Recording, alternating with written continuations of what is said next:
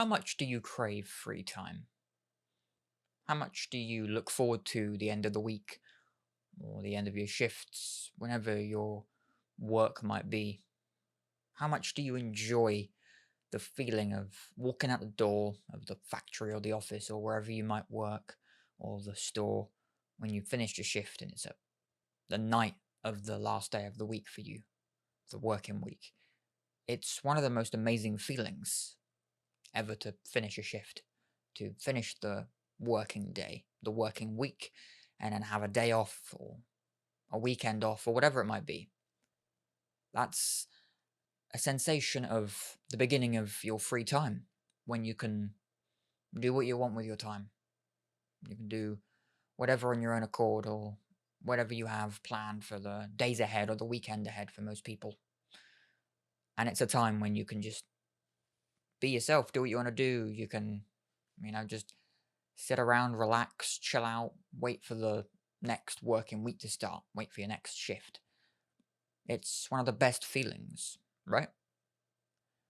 Well, this is actually a bit of a paradox because it's a bit of a fallacy surrounding free time and what we consider to be free time. And actually, it's kind of all based around the entire self help industry as a whole to do with being as productive as possible, and you get your productivity and be how productive has your week or day been. But the truth, you know, the truth behind and surrounding free time and how much free time you have is actually, I think anyway, to do with how much you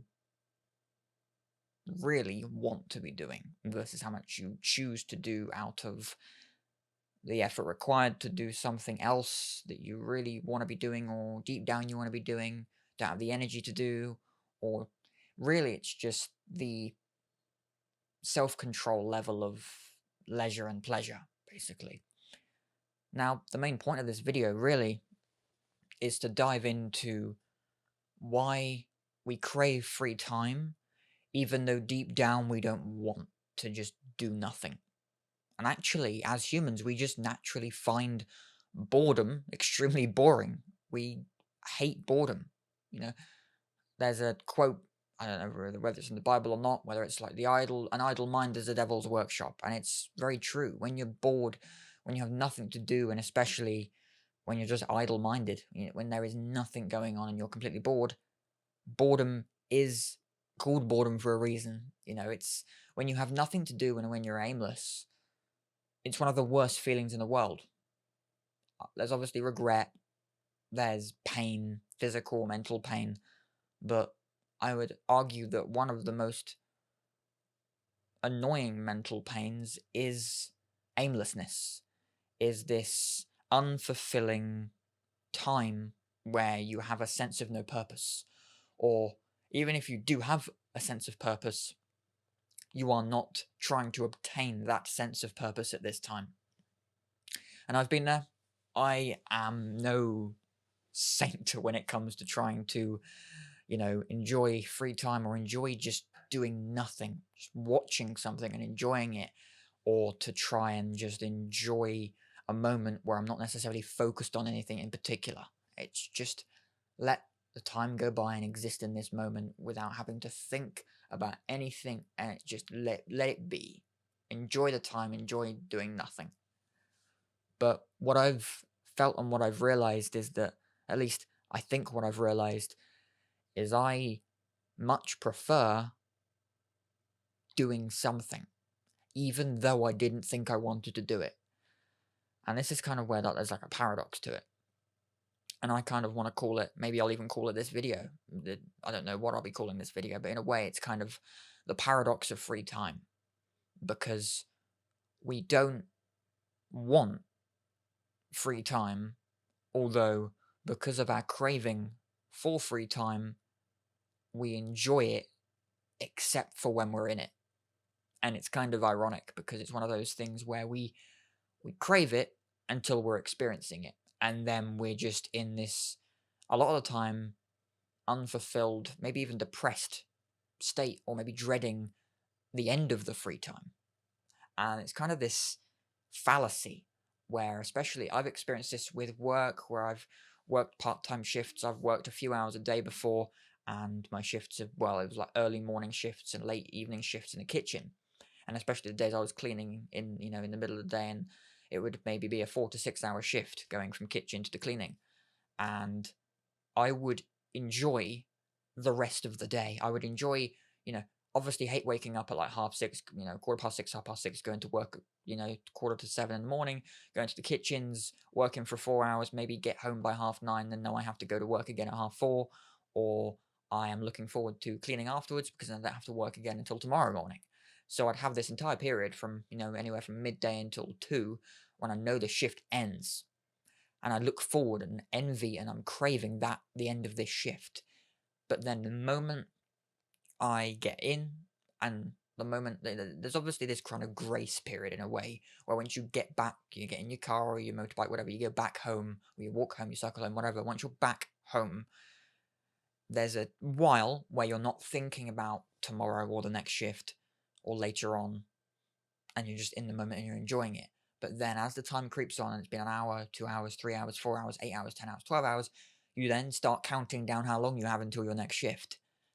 So there's this kind of grace period where it's like the kind of enjoyment of how, like, the enjoyment is like, end of my shift, yes, like loads of excitement for the end of the shift, and then you slowly counting down until your shift ends, until the next shift begins.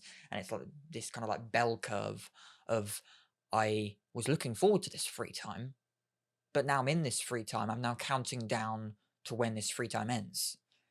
And in a way, this is actually weird, because you would think that if we were craving something so much and we were waiting for the free time to start, that as soon as it's begun, we would be absorbing and not caring about anything else other than the free time until it's over, until the second it's over.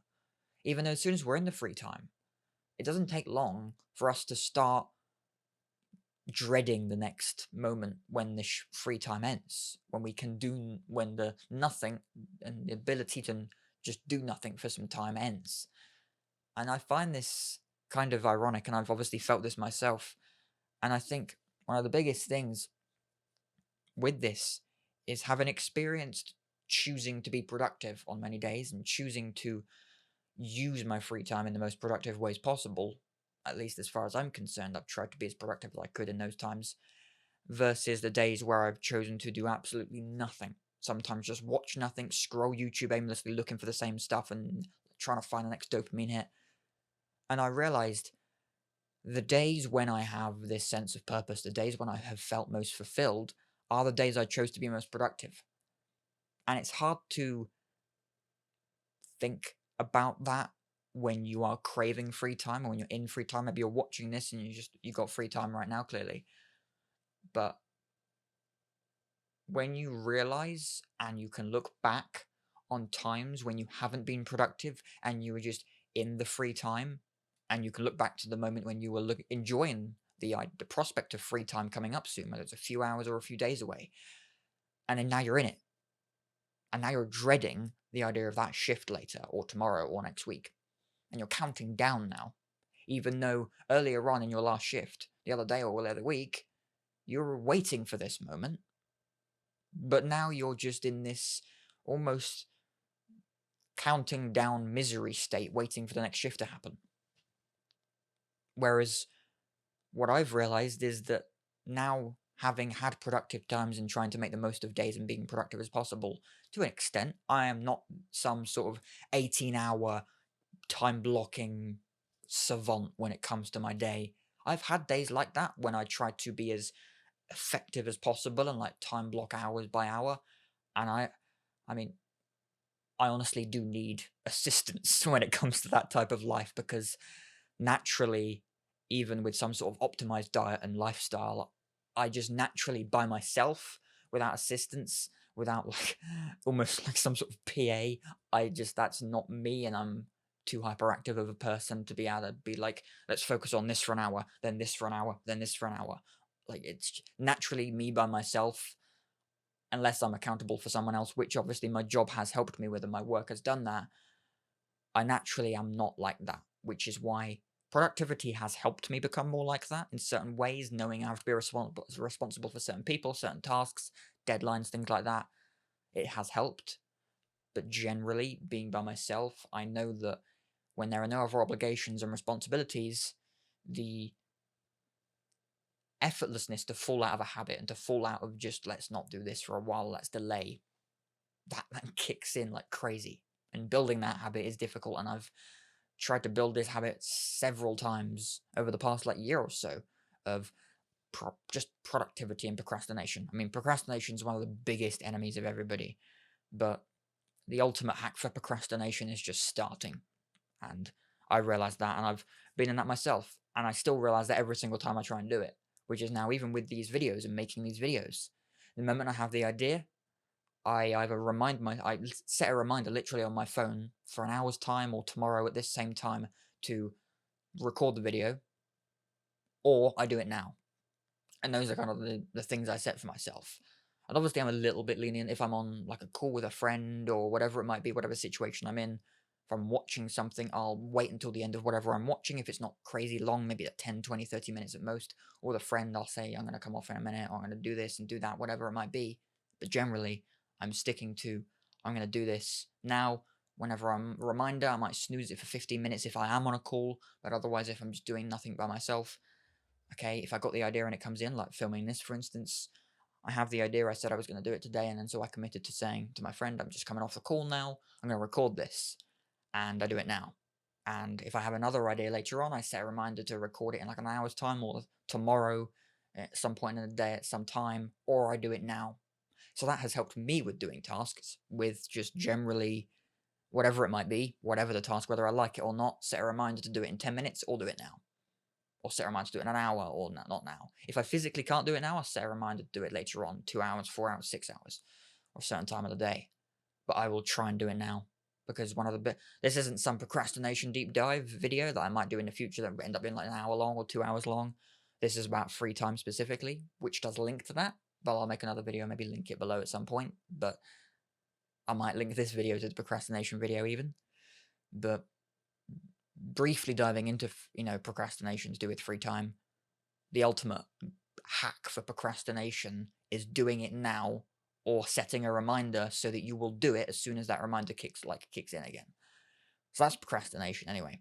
But when you are just generally looking at the difference between a productive day and a day of nothing, the day of nothing is more boring and more unsatisfying and unfulfilling than a productive day, because it's just the reward factor in ourselves.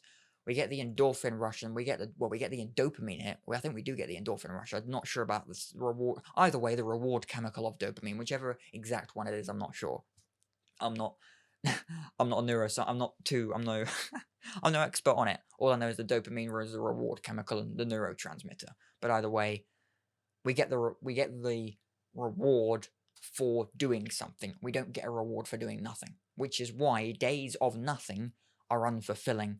Days of tasks are fulfilling, even if we don't enjoy the task. And this is another thing about dopamine and productivity, and I may do a video about this in the future. What I learned, and maybe just over a year ago now, 2022 anyway, was that we can genuinely rewire our subconscious mind to enjoy things we currently don't like doing, or things that we don't mind doing, but it's boring. And one of them is naturally by forcing procrastination to bugger off and doing something now, and then rewarding yourself afterwards for having done it. So whether the outcome of doing that task is a reward in itself and it feels good to know it's done, we can make a habit over time of whenever we have to do this task, whether it's every day, a few times a week, once a week, whatever, we get used to doing this task over and over and over. And just like our kind of lizard brain of ourselves we naturally is, the reward chemical, we remember the reward. So we do whatever we have to do to get that reward. So if the reward comes from doing that task, then we're going to start enjoying the idea of and prospect of doing that task in the future. So, for instance, if you're an accountant or an assistant in this case, and you hate admin, you hate emails, you hate spreadsheets, whatever it might be, but if the reward for doing the spreadsheets and doing your emails is admin is done and you like the reward of no admin left for the rest of the week or the rest of the day, you will end up just starting the task because you know you prefer the outcome and the reward of the task being complete more than the delaying of that task. And that just is kind of how to defeat productivity 101. My 50-minute video explained in 2 minutes or whatever.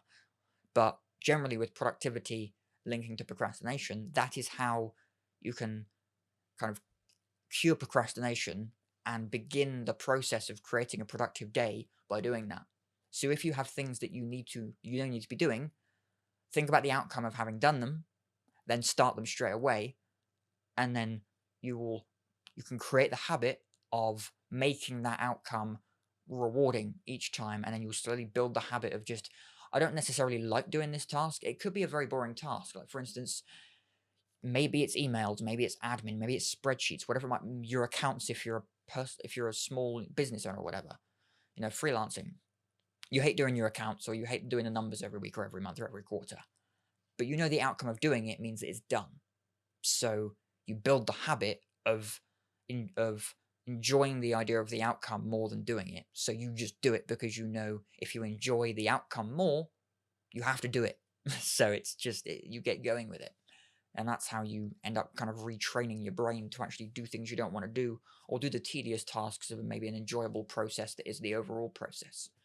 But either way, if you look at the difference between a productive day and an unproductive day, I can say from having productive days and unproductive days, like today, like a few days of mine recently, and I have my off days. I have days when I am not, well, I have many days when I'm not doing as much as other days, but I can honestly say that the days I'm doing a lot and I'm just hashing through tasks and trying to do things, whether it's small or big, I love the days where I just look back at all the things I've done. And they've been pretty decent. It's not just been scroll Instagram and watch YouTube videos. And I try my best to even when I am doing nothing, I try my best to look at informative and productive stuff. But even then, you get into the kind of productive procrastination loop. When you think you're learning and and you're not really gaining any new information, it's just kind of these same ideas you keep watching over and over again, thinking you're productive procrastination. So yeah, when you think about productive days versus unproductive days, realize that your productive days are more fulfilling and provide you with a sense of purpose compared to the unproductive days.